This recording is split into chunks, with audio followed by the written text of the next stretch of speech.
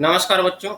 तो आज हम लोग देखने वाले S C Verma chapter number 7 question number 25 का सॉल्यूशन। क्वेश्चन में क्या बोला बेटा, a particle projected with a speed u at an angle theta, ठीक है, विथ हॉरिजॉन्टल, ठीक है, consider small part of its part near the highest position. तो ये इसका पाथ इस तरह से होगा पैराबोलिक। तो एक स्मॉल पार्ट बोला है कंसीडर करने के लिए, कहाँ पे, नियर द हाईएस्ट पोजीशन पे, यहाँ पे कंसीडर करना है, ठीक है। बोला क्या, what is the radius of this circle. अब देखो पूरा पाथ जो है वो क्या है, सर्कुलर है, सॉरी पूरा पाथ जो क्या है वो पैराबोलिक है। तो हम लोग ये भी ऐसे भी मान सकते हैं कि हर एक छोटा छोटा पार्ट जो है किसी न किसी सर्कल का हिस्सा होगा, होगा कि नहीं होगा, है ना। मतलब ये वाला छोटा सा पार्ट भी किसी न किसी सर्कल का हिस्सा होगा, ठीक है। तो ऐसे भी हम लोग मान सकते हैं। तो बोला कि ये वाला जो छोटा सा पार्ट है ये किस सर्कल का हिस्सा है, उसका रेडियस क्या होगा, ये आपसे पूछा, ठीक है। ठीक है, बोला है क्या, this radius is called the radius of curvature, और इसी को हम लोग क्या बोलते हैं, रेडियस ऑफ कर्वेचर भी बोलते हैं। तो रेडियस ऑफ कर्वेचर को हम लोग सबसे पहले यहाँ पे डिफाइन करेंगे मैथमेटिकली। ये तो थियोरेटिकली यहाँ पे डेफिनेशन क्वेश्चन में ही आ गया कि कैसे हम लोग डिफाइन करते हैं किसी भी पॉइंट पे।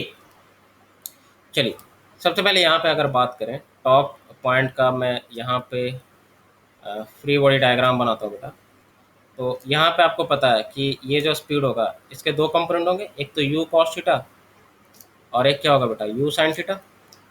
और आपको पता है ऑलरेडी कि हॉरिजॉन्टल वाला जो कंपोनेंट है वेलोसिटी का वो चेंज नहीं होता, ठीक है। वर्टिकल वाला क्या होता है, चेंज। क्यों? क्योंकि वर्टिकल में क्या होता है, एक्सेलरेशन नीचे की तरफ होता है। नीचे की तरफ क्यों होता है? क्योंकि इस पे एम हमेशा नीचे की तरफ लग रही होती है।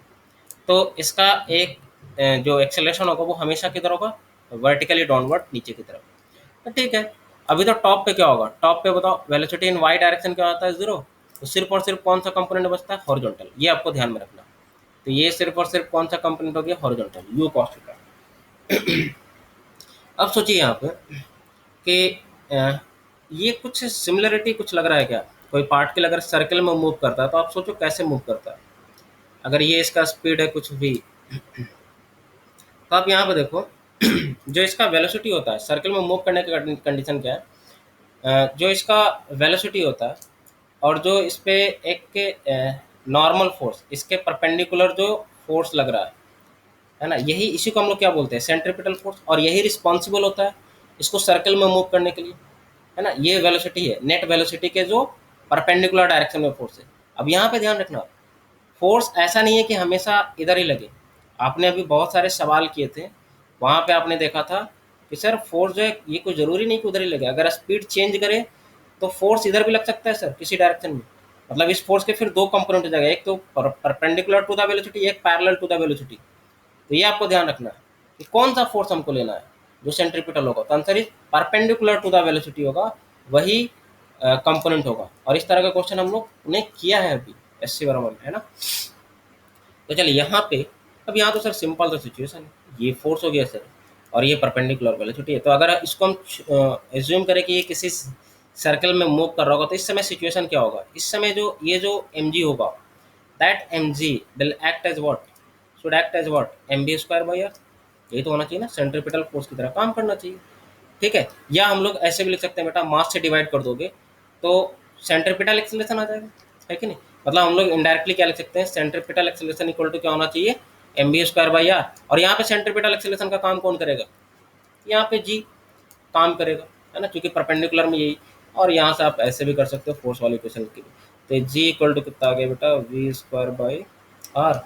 और वी की वैल्यू तो पता है आपको, यू कॉस थीटा, और आर क्या होता है, रेडियस होता है। तो आर की वैल्यू कितना हो जाएगा, वी स्क्वायर मतलब you square cos square theta upon, ये आ जाएगा कितना जी। तो ये हो गया रेडियस ऑफ कर्वेचर। तो हम इन जनरल बता रहे हैं रेडियस ऑफ कर्वेचर क्या होगा। देखो यहाँ से फॉर्मूला आया क्या, बी स्क्वायर बाई जी। जी कब आया, ये रियलिटी में जी नहीं होना चाहिए, रियलिटी में क्या होना चाहिए। अब यहाँ पे देखना, ये अगर वेलोसिटी ऐसा है तो इसके परपेंडिकुलर होना चाहिए एक्सेलरेशन, मतलब ए नॉर्मल हम लोग बोल सकते हैं। तो रियलिटी में यहाँ पे अगर इन जनरल इक्वेशन बनाया तो क्या होना चाहिए, ए एन इक्वल टू क्या होना चाहिए, वी स्क्वायर बाई आर, जहाँ पे आर क्या होगा, तो कुछ ना कुछ पार्ट होगा रेडियस का, है ना, तो वो रेडियस होगा आर, है ना, ये रेडियस आर होगा, ठीक है।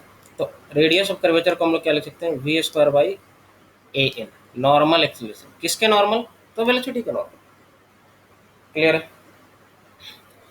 वेलोसिटी का कंपोनेंट लेना, यहाँ पे देखिए आपने वेलोसिटी का कंपोनेंट लिया क्या, नहीं फोर्स का कंपोनेंट ले रहे हैं, मतलब एक्सेलरेशन का कंपोनेंट हो रहा है, तो एक्सेलरेशन कौन सा चाहिए, वेलोसिटी के नॉर्मल वाला, ठीक है।